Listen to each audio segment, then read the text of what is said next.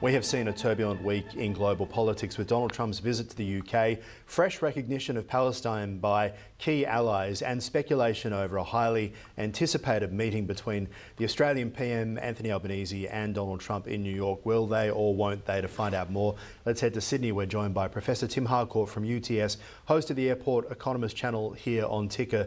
Good to see you, Professor Harcourt. Now, why is Trump's UK visit drawing so much attention? Obviously, we saw a lot of the pomp and ceremony, but if you were the Mayor of London or even the Prime Minister of the UK, very much second fiddle. No, that's right, and it was the royal family themselves that put on the full pomp and ceremony. They even played YMCA with the Royal Marine Band. So and they know that Trump has, of course, got a Scottish-born mother, loves royalty and loves his British heritage on his mum's side. So he clearly loved it, and he also got quite a few crowds turning up to Windsor, where he was feasted in a full state dinner by King Charles.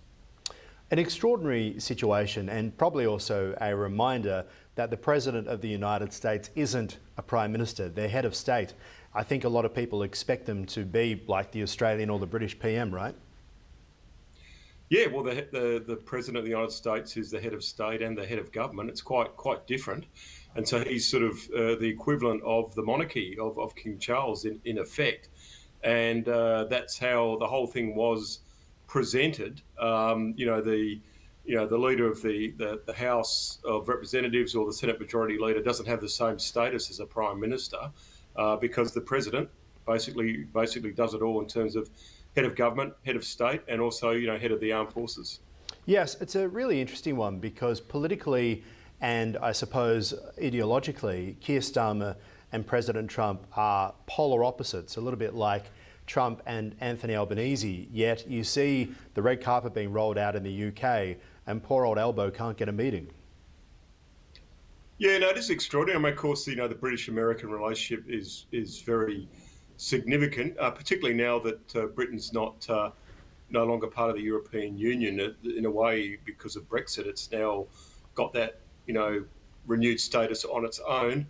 And I think Prime Minister Starmer knows that he has to have some sort of relationship with Trump, despite the past statements of various British Labor MPs, including the current Foreign Secretary, finding Trump an odious individual. He's President of the United States. You've got to deal with him. Yeah, very much so. Do you think that the visit will reshape US-UK relations, and what sort of message is the US trying to send to the world, namely China, India and Russia? Yeah, look, I think it's already reshaped relationships, particularly with those tech deals. I mean, I think there is a view, particularly after the US action in Iran, that capability-wise, the US is still the #1 power in the world, and you do have to have a relationship with it. China and Russia and India are making noises, but they still haven't got the US's status, and I think that hasn't been lost on the defence chiefs in the UK, and probably also the European Union and NATO. Yeah, very much so. All right, let's talk about the recognition of Palestine happening. We've now seen Keir Starmer, no surprise there, so the Labor leaders of Australia, Canada and the UK all in agreement. What does this say about, I guess, their politics, but also the fact that recognition of a Palestinian state has been called for many times, but it's often been rejected because the Palestinians and the people in charge there don't like the rules and the terms? Yeah, well, I mean, in a way, it's rewarding Hamas terrorists. I mean, the IRA would feel pretty shortchanged given the amount of terrorism they put on Britain for many years. They never got any recognition. Taiwan's never been recognised. They've never done anything remotely like October 7th, 2023. And what an irony for the Jewish communities of Australia and the UK and Canada, many very loyal citizens that have done so much for their countries, to have recognition of a Palestinian state that has no capital, no borders, no recognition of the right of Israel to exist on the eve of Rosh Hashanah and the high holidays for the Jewish communities in those countries. Quite an irony indeed. Yes, well, the recognition of the Israeli state was essentially one of the first matters of business when the UN was first formed post World War II. Let's have a listen to what President Trump had to say. He was asked about these different countries, allies of the US, recognising a Palestinian state. Here's his response aboard Air Force One. Well, you could make the case that you're rewarding people, that, you know, you're rewarding Hamas if you do that.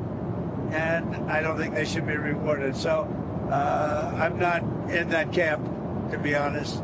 We'll let you know where we are, but I am not in that camp. What does it actually mean, recognising a Palestinian state? It doesn't mean much to the Arabs of Gaza and their perilous situation. It basically gives Hamas, I guess, confidence now that they did the right thing on October the 7th, 2023. They've been rewarded for those actions. And for the average Arab in Gaza, the average Arab in Israel and many other Middle Eastern countries is in a better situation. There's no border, there's no capital, there's no clear role of how Gaza will be governed except for the proposed plan by Sir Tony Blair. And just in the last 24 hours, Hamas just executed 3 people for collaborating with the IDF. So it's a lawless situation, and giving them recognition just provides chaos to another dysfunctional Islamicist state that wants to get rid of Israel and the Western world. It is a lot of Europe, though. You've got Spain involved, now France pretty much leading the challenge. This very much all feels like it began with President Macron and the French there. Let's have a listen to what he said. He was interviewed on CBS, their weekend program, and the question was about whether or not Israel has actually had any military success against Hamas. Here's his response. At the beginning of this war, you had more or less 25,000 Hamas fighters.